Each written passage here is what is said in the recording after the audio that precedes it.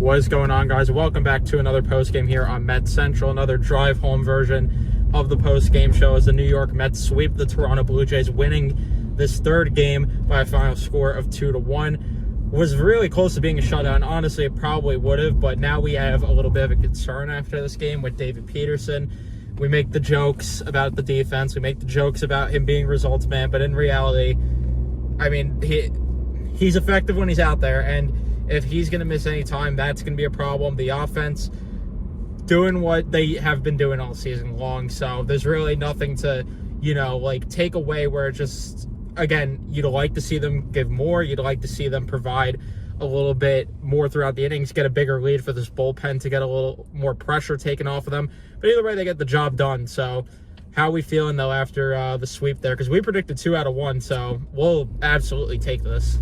Hey, I'll take the sweep. No complaining for me. And now big because now up to 6-3, and now welcoming home the Marlins on the second part of the on the homestand. It's very likely that the Mets could sweep back-to-back series. Now I'm not going to be too greedy, but I'll take 2 out of 3. But if they do manage to sweep the Marlins, fine by me. I will never complain about extra wins, especially when they're early in the season. But yeah, a really stressful game, and it's more of the same of what we've seen early on this season. Pitching, excellent. The offense, not so much. They usually do their thing like we've been talking about, where they get the runs in one inning and then the rest of the game it's pretty much nothing. They had a couple chances, like a couple times where they got a couple guys on base. They did get the bases loaded in the 6th inning, but unfortunately Brett Beatty came up to bat, and we all know how that works out because Brett Beatty just sucks and he can't do anything. But I thought David Peterson was okay for the most part. His command definitely wasn't there today to the fullest, but he got the results. He got a lot of ground balls, got a lot of flyouts. Didn't love the walks though. 5 walks, and again, that factors in with the that just from what we were seeing from our point of view down third baseline, his command wasn't great, and he did kind of leave a couple pitches over the zone. Was fortunate to get some flyouts, but yeah, listen, it sucks that it looks like he's going to go on the IL. I mean, as we mentioned, like, we always get on David Peterson a little bit and we have our fun with him, but he is still a big piece of this rotation. And like I brought up a couple days ago, with the depth already stretched out in the starting rotation, and, with Paul Blackburn on the IL, who do the Mets now look to bring in to replace David Peterson if he's going to go on the IL? I mean, could they possibly look to convert Jose Buda back into a starter role? Do they maybe call up Brandon Sproat? Does David Stearns maybe go through the trade option and maybe make that early call to Miami for a guy like Sandy Alcantara? Probably not. That's probably the least likeliest option, but it's going to be interesting to see what they do now with with Peterson looking like he's heading to the IL. Yeah, it definitely, you could tell because of the fact that in that inning where he did allow that 1 run, I mean, he hit Andres Jimenez, I believe it was, in the box at that time to allow that run, and his command was off. He was wincing. It was clearly an issue with something. Again, I'm no doctor. I'm just giving you what I saw from the stands, and even I noticed it after, I think it was the second walk of that inning that he allowed. It was either the first or the second, where I noticed him starting to wince a little bit while he was out there, and then once you saw the trainer come out, you're like, yeah, okay, so something's definitely off here. But yeah, that's where I have concerns, is where do they go depth-wise if they have to, dig into the well here? Is it Sproat? Is it where they go? So again, hopefully he won't miss any time at all, and hopefully we were just, wrong for it. The good news is he stayed in the game after that. The bad news just really was that he looked pretty bad. But once again, this bullpen just efficient. Max Kranick comes in, and the fireman that he is gets out of the jam. And I thought he was going to give 2 innings today. They only give him 1 in the 3rd, which I'm not complaining, because I guess you want to try to save him as much as possible for this series coming up against Miami, especially since they haven't got length out of their rotation as of lately. Reed Garrett, once again, just absolutely filthy. My favorite reliever to watch from this bullpen. Minter, it was nice to see the velo up. Big Boom AJ definitely gave us a little bit of scares at points, though, just because of the fact that he was a little all over the place with his control at points. And then obviously Edwin Diaz, which I thought Stanek was going to get the 9th. It was good to see that they're not afraid to use Diaz on back-to-back days after throwing a good amount of pitches yesterday as well. They're not afraid to use him early, so I like that. This bullpen, I think, leads the MLB in ERA right now through 9 games, which it's 9 games, small sample size, but this is what we talked about with this bullpen, and hopefully it will continue.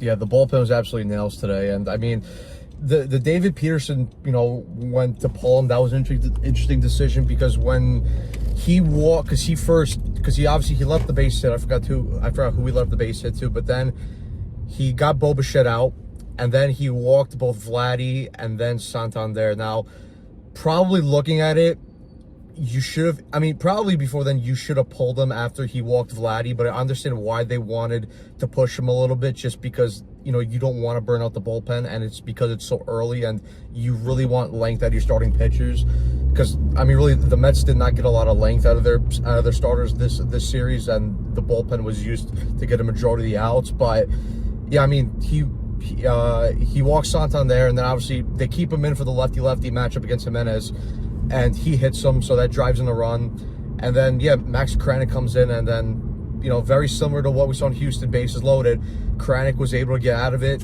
pitched another really good inning. Then Reed Garrett, obviously, like you said, nails, just goes in there, throws strikes, gets a 1-2-3 inning, and then AJ Minter let up the base hit, but I like this fastball. As you said, his velo was up, his cutter looked good, his changeup looked good as well. He was able to get through pretty much a clean inning, and then Diaz got a little shaky. Hitting the batter on the first pitch. He hits the first batter on the first pitch. Then he's able to he hit Rodin. Then he gets out. I forgot who the 9th hitter was, but he got him out. Lucas. Yeah, Lucas. Sorry. So he got two outs before, and then and then he hits Bo Bichette. And then I didn't want Vladdy to come up at that point, but he comes up, and thankfully he gets a ground ball out to Francisco Lindor, who throws over to Pete Alonso at first, and they ended that ball game. But yeah, and then switching over to the offense, Francisco. I just want to say one more thing quickly with the pitching. Sorry to cut you off there, but because now I could say it, because I forgot that in the stadium I said I have a thought, but I can't say it because I don't want to jinx anything there. But the fact that we were like 9 games into the season and Vlad does not have a home run, I was shitting bricks there, because I'm like, I hate this saying in sports, but he's due. Like, he at some point is going to come through with a home run. Thankfully, it was not there. Yeah, and just to finish that point off also, best bullpen ERA in baseball, 1.29 ERA. It's early, but it's nice to see. It's a huge sigh of relief that, every time the offense doesn't score, at least we're confident that the bullpen's going to go in there and get outs and throw strikes. It's been a huge change from what we've seen in the past. But then switching to the offensive side, good to see that Francisco Lindor, he had a really good first home series. He looks like he's starting to heat up after his poor start to the season in both Houston and Miami, which is huge. Pete Alonso, after an off game yesterday, he bounced back today with a huge he had 2 hits and he got hit by a pitch, so on base 3 times. Juan Soto had a walk, also a double later in the game. Mark Vientos had some better at bats. He did get a hit in this game. But then Brandon Nimmo also had a sacrifice fly in the game. I believe he got a hit as well, if I'm correct. I could be wrong there, but yeah, it just really sucks though, because it looks like the top of the order is finally starting to click a little bit. It's just that bottom part of the order. It's outside of Hayden Senger. Yeah, outside of Hayden Senger, he was an unsung hero today. Hayden Senger had a really good under the radar game. Got a hit. Also drew a big walk. He actually drew the walk that allowed the Mets to score the 2 runs they did in the 3rd inning. So I don't think Luis Torrens is going to be out for any period of time, because he did come into the game last night. They probably just wanted to give him the day off today and let Senger come and let Senger play. But yeah, because we all know Brett Baty's basically a fucking cone out there. He's terrible. He came up with the bases loaded today, and I just knew, because that inning, the 6th inning, they really had a chance.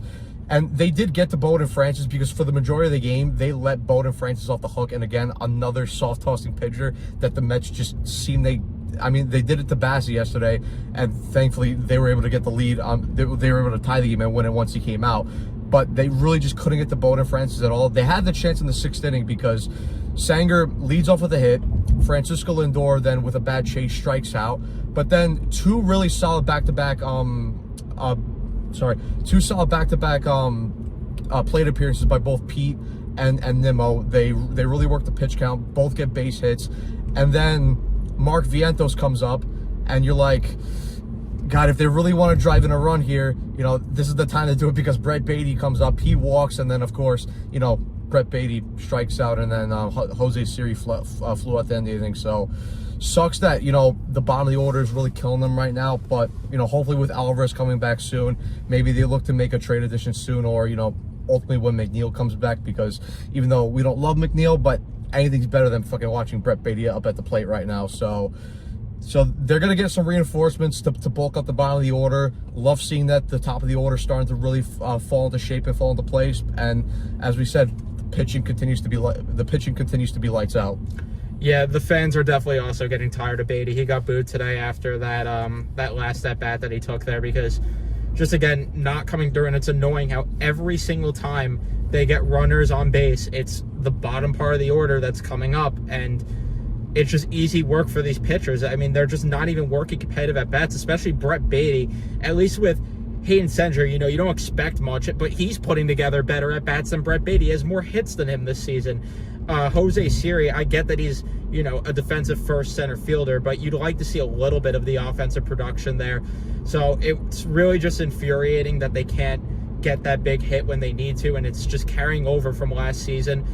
Again, they're winning games, so we're not going to, complain about it and care about it too much, but something to keep of note here as we progress throughout the season, where there's going to be a time where the top of the order isn't going to come through, and they need the bottom of the order to really start to get going at some point. And they don't have to get hits every game. I get it. It's baseball. That's not going to happen. They're at the bottom of the order for a reason. But you'd like to see every now and then a big hit from one of these guys, because it's just too many times where guys are up, and forget about like when there's 2 outs or 1 out. There are guys that come up with no outs and they just aren't getting the big hit. So again, another frustrating game in this series, but they found a way to get the job done. And it's kind of been a pattern with this season. Over the past 4 wins, I would say 5 wins. I would say more so the 4 wins. Yeah, the past 4 wins, because the end of that Miami series and then the home opener, we were kind of able to kick our feet up a little bit, but there were moments where it's like, all right, could the offense just really break this thing open? And it sucks too, because it would have been nice to give a guy like Diaz today off and then just let Stanek at work, which he hasn't since the last game of that Miami series, but they couldn't.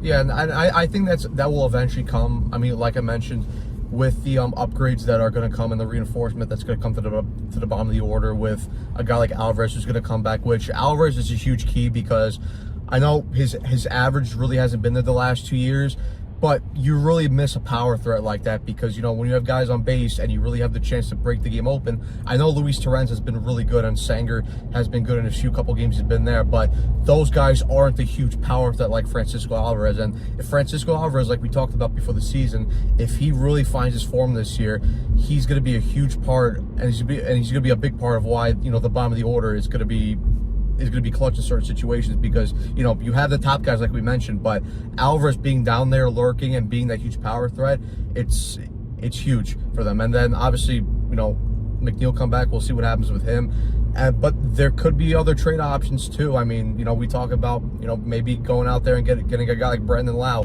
from the Tampa Bay Rays, a guy who hits for power. He would be a welcome addition to this team, but we'll obviously see. It's still probably too early for trade talks. That would probably be a couple months down the line, or maybe 2 months into the season, but we'll see. And I mean, even for the top of the order right now, I mean, like, guys have been getting better. Lindor had a really good homestand. Pete, another strong homestand apart from the game last night. But even with a guy like Juan Soto is not clicking on all cylinders yet, and he's still a threat every time he gets up there.